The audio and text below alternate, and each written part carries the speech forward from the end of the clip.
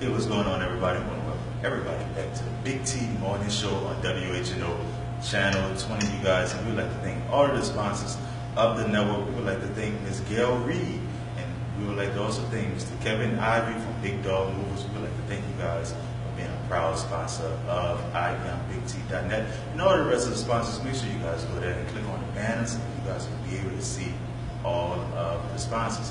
And listen, we have Pastor Sierra Grayson and Ms. Janae Webster in the building with us on this morning. So listen, we want to jump into a little subject that's sweeping across the nation right now, and that's racism. Talk a little bit about racism and what can we do. I know we really can't avoid it, but as an African American community, what can we do to try to come together to solve some of these issues? I think that the first thing that we need to do is address it at home. A lot of times we think that problem won't problem unless they directly affect us, but it does directly affect us because in actuality, we suffer racism right here amongst ourselves. Right. And that's why it makes it so easy for other people to handle us like they handle us, because we handle ourselves a certain way. And until we change that mindset, we'll never be able to tackle the real problem of racism across nationalities. Well, Mr. Lee. Definitely think that was a great point. I would probably like to stay there and just say that I think as an African American community, we kind of tolerate a lot. And I think if we think of our ancestors and the people who came before us, who fought for it and said no and didn't take it, and keep that mindset, I think that would continue to help us to stay up confidence and also to require the treatment that we should receive. So, by that being said, why do you think we're still set in a slave mindset? I feel that even though segregation has ended, I think we kind of stopped fighting. After people like Dr. King passed away, there was no one who really stepped up for us and said, I'll be that voice. I'll be the voice to continue moving forward. And because of it, we kind of just segued into living our own and making sure we had our own for our own families, as opposed to keeping the mindset of staying community and oriented and staying connected together. That's great. I would have to totally agree with what she just said. The thing that I think about quite often, when I was a boy, when I was a young man, a little child, and I watched my family and other families interact, they had pride in their community. Right. And they made sure that they had so that we would have. And I think what has happened now, and I really want the listening audience to think about this, when we have issues in our community, instead of dealing with those issues, we move out of the community. And then we turn around and talk about the community that we moved out of. Right. And we allow other people to move into the community. And then we ask them the question, what they doing in that community. And it's because we've lost ourselves, and we have not allowed ourselves to go back and find ourselves. One thing that our ancestors had that we lack a lot of, and that's togetherness. Right. Togetherness. We so worried about somebody else having or somebody else getting till we don't help each other get.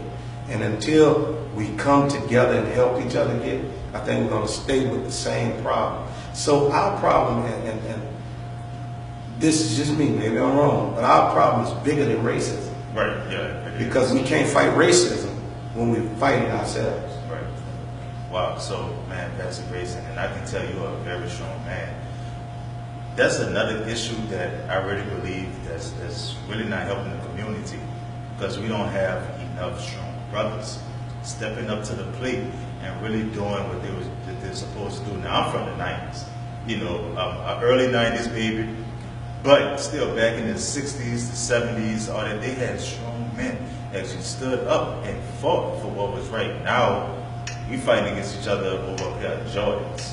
So talk a little bit why it's so important, because man is the head of the household, he's the head of our communities. Talk about a little reason about why it's so important to have strong black men in our communities? The first thing I would say is I believe what the Bible says. And I believe that a man should be a leader in his home. If I'm following in my home, I'm following the street, I'm following on my job. And if it does not become important enough for me to become a provider and protector, then our society is going to stay where it is. We cannot, as men, we cannot think that talking about our boys is going to bring our boys out. And I witness it a lot. You know, it's easy to say, oh, look at him, he got his pants sagged. But what? Teach him. Teach him why he shouldn't sag, even if he's not your son. And another thing, and I'm not going to tell my age like you just did, but I come from a time when every man in the community raised every boy in the community. Right. And until we get back to that, we cannot be so afraid of the young men in the community that we don't demand the respect of them. Now, the key to that, though, is we got to be respectable. Right. We cannot demand respect if we're not giving respect, and if we're not demanding that respect from everybody around us. Wow, man, now that's something that I'm actually trying to start up, because I tell everybody this testimony that I grew up without a father, not because he was here and he just didn't do, but because my father died when I was 3 years old. I actually found my father dead in his sleep, had a heart attack, but he was a very hard working man. I don't remember much about him from what everybody has told me, that he was a very hard working man. And that's the reason why, man, I feel, and I don't think that enough young people are actually stepping up to take responsibility for their life. Now, I could have went either way, you know, but I was like, man, I want my father to look down at me and say, I am proud of you, son. And that's the same thing in Christianity. Are we really making the Lord happy? When he looks down on us, can he really say that he's proud of us? So talk to the young men, and I'm going to let Ms. Janae talk in a few minutes.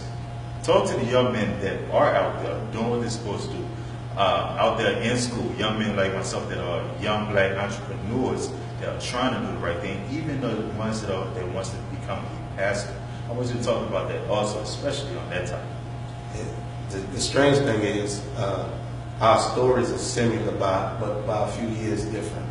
I personally, my father passed when I was beginning my teenage years. I was 12 turning 13, and my father died of a heart attack, leaving my mother to take care of me and my siblings. I'm the youngest of all my siblings, but I had brothers that knew the importance of staying on track and staying on task.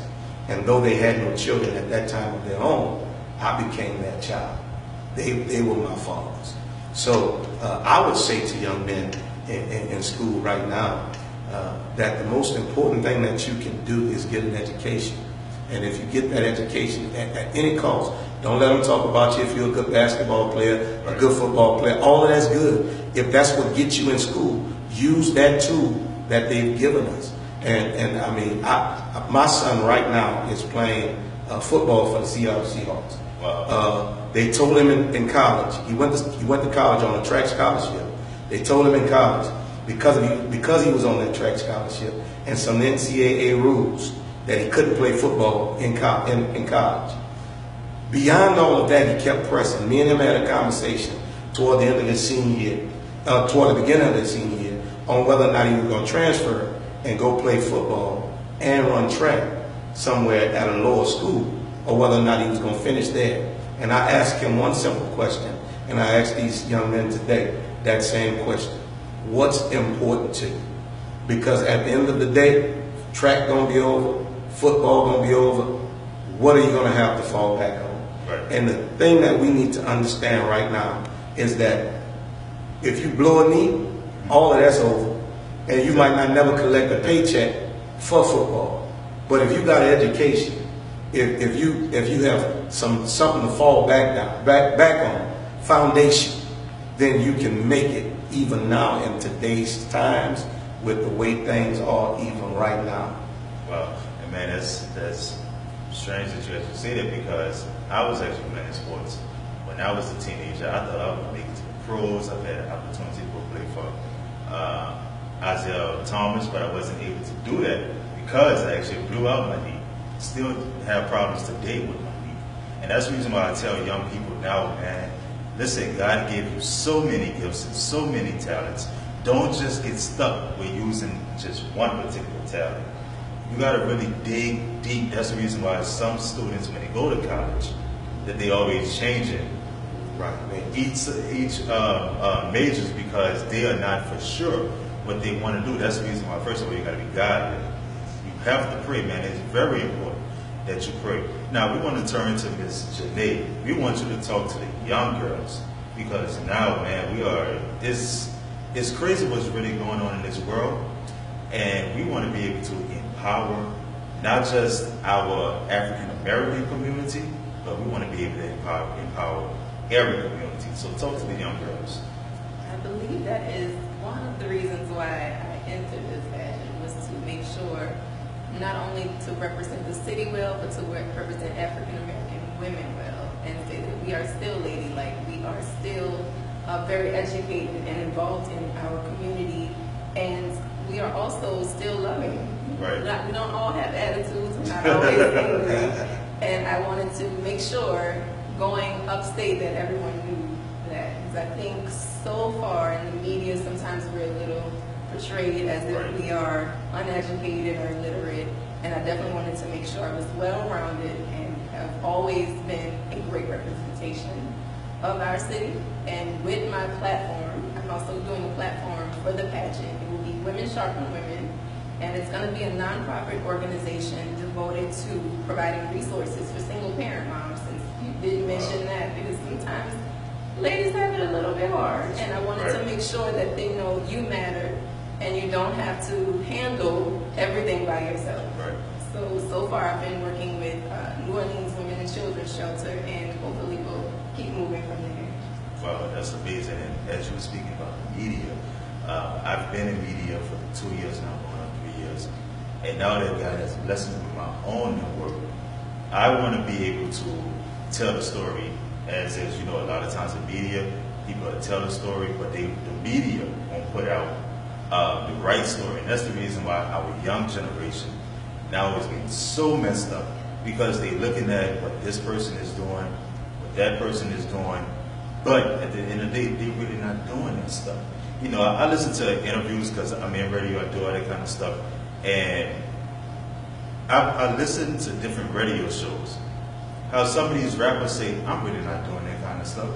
You know, they say, I have a Rolex on, but man, all the diamonds not even in this Rolex. Or different things like that. They said, I'm not about all that killing. They was like, I don't want my daughters to grow up like that. The only thing is with me about that, we're not bashing them at all. This is not what this platform is about. It's about bashing people. But we're trying to get our young people to understand, hey, listen, do not get caught up in all of that kind of stuff, because it's not real, man. Educate. And Pastor Reed, I see you have something to say. You want to elaborate on this? Well, I just was thinking as you was talking, and how phony our world has really got. Right. And I'm just thinking, and when you look at things and the things that are portrayed to be such great things, half of those things are not even true, like you said. So when we put more effort into exemplifying people who are doing things that are real, like the Janaes of the world, that's really on the ground running, and I'm trying to let every woman know that you can be like this and it's all right. I'm trying to let every man know that church is all right. You know, you can still be cool and come in the house of the Lord and worship and praise Him and still be cool. I mean, I remember like it was yesterday. I had friends that would look at me like I was crazy because I had my robe in the back of my car, because when I left football practice, I was going to choir rehearsal, but I was still cool. Right. Because every Friday my name was still in the paper for what I did on the football field. So it's all right to be godly and turn loose the things of the world and be real about who you are, and not have to worry about if I say that I gunned somebody down, that's going to make me cool. Well, yeah, that's not cool at all. Man, actually, the God life is really the best life.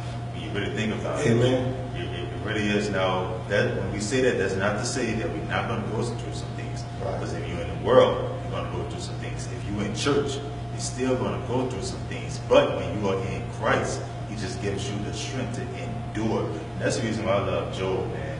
And that's another reason why I look up to my pastor, Bishop Darrell Bristol. Because out of all the stuff that Job went through, all the stuff that Bishop Bristol had to go through, even through Katrina, he still fought. He did not give up. And that's what we need now in the community is more men and women standing up and taking their rightful place in the community.